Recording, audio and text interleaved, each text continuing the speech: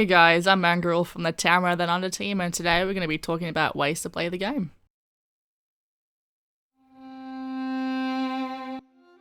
Alright, so first of all we're going to show you how to join a new guild. We're going to go down to Guild Finder, and then we're going to go down to Browse Guild. It depends on what kind of guild you want to join, so we're just going to go for social. And then all you have to do is just choose one, and then apply for the guild. You can type in a message to be like, hey, just looking for a guild, blah blah blah, and then you press apply to guild. Questing is a great way to explore Tamriel. Rather than you doing the main quest, some side quests, you can actually do some dailies as well. So I'm here in Somerset. You can actually talk to some of these quest givers that'll give you a daily quest. So it'll appear on your map. So if you go down to your journal, and then you go to quest, you can go down to the one where it's actually been highlighted so you can see, and then you can press show on map, and it will show you directly where the quest is. You can travel to it via way shrine, or you can just ride your mount to that destination. Okay, so world bosses are located all around the zones in Tamriel. They can be identified by this symbol here, and it actually comes up with the name of the boss. So we're here at Griffin Run. So these are designed for groups. They are quite challenging, so just be mindful. World bosses can also drop a lot of loot as well.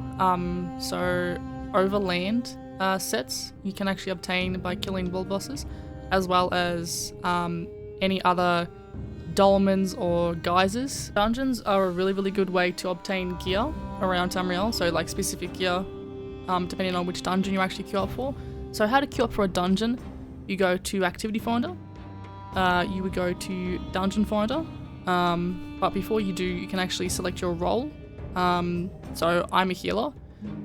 You can either go to specific dungeons or random dungeons. So random dungeons you can choose from veteran or normal, or you could do specific dungeons, and it will show you all of the dungeons in Tamriel.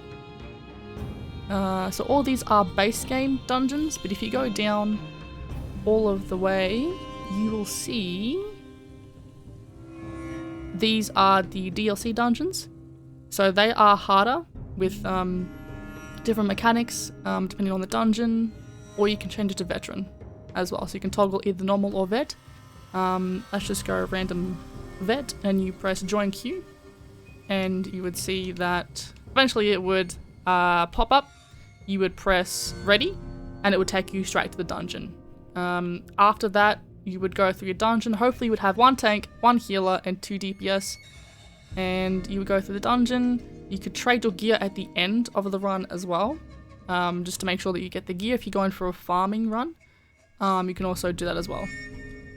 So trials are 12-man activities that usually consists of 2 healers, 2 tanks, and 8 DPS. Some of the trials are found in Craglorn, and some other DLC trials are found in different spots in Tamriel. They really require good communication and teamwork, because some mechanics can be very challenging, especially on veteran. You can also receive specific gear through the trials. Some of them are meta sets, some of them are obviously not meta sets. If your group is up for a challenge, you can actually set your trial to veteran. Obviously, good communication and teamwork are essential for those.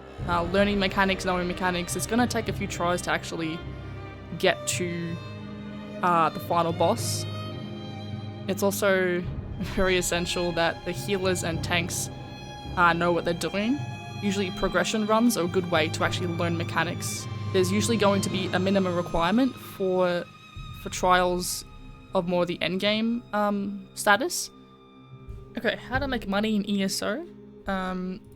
You would go to any local bank in Tamriel. You would go to Guild Store. You would go to sell. So you can sell any items you can in your inventory. Also, you can actually sell things in your craft bag as well. So you can actually retrieve any materials. Materials are a really good way to earn money in Elder Scrolls. You can go down, see whatever you have. You can take out, say, let's just take out a stack of rubidite ore. Then you would go back to your banker, go down to store, and then we're going to select the item that we just took out. Where is it at? And we go sell, and then this is how you can actually determine how much you want to sell your item for. So you would just put it for whatever you think is a good price. You can actually go and price check items around where your guild trader is for the week. So once you've done that, you could just press confirm, and it would ask you, are you sure? Yes. And that is now in your listings. It is there for 1 month, so if you don't sell it for 1 month, it'll just return to your inventory. You can also sell any unwanted potions at a local merchant. So if you go down, find a merchant anywhere. There are most of the time there are local pack merchants that you can sell it to. Also, there's like built up areas where you can go find a merchant. I found one here in Tamriel. So you go to the store merchant and you can just sell anything unwanted. You actually repair your gear as well if you want to. That's always a good idea to do. So she can actually sell you things that, like, you know, the most essential things in Elder Scrolls. But to sell, you just go to an item, select it, and then press sell. If you really want to get more out of it and you're prepared to wait, you can actually sell it at the guild trader. Okay, crafting is a really good way to craft things in your house. You can learn the patterns.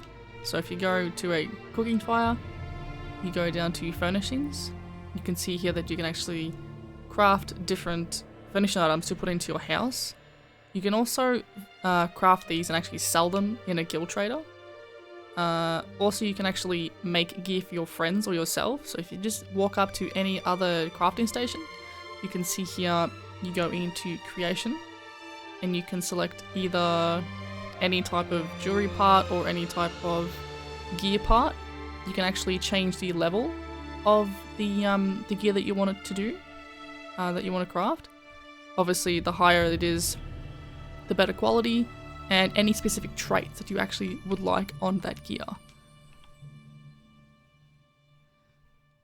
You can also learn different motifs as well. So if you go down to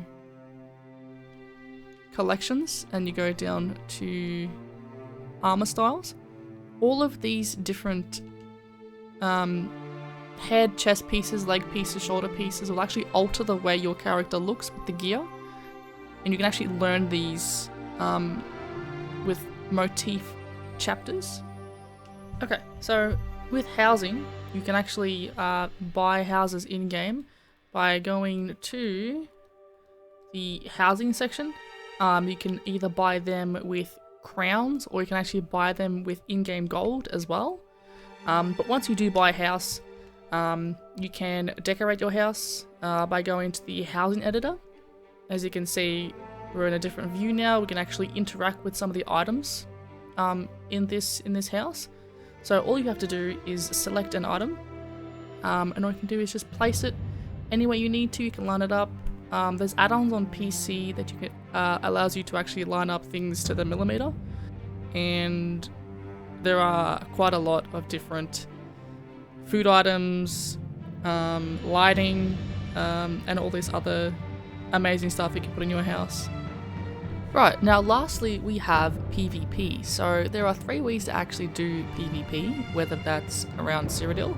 There's also BGs and also Imperial City. So we're going to quickly go through the campaign and how to actually join. So go to campaign in your menu, go to Cyrodiil, and there are certain campaigns you can actually go to: below level, standard with no CP, then alliance locked.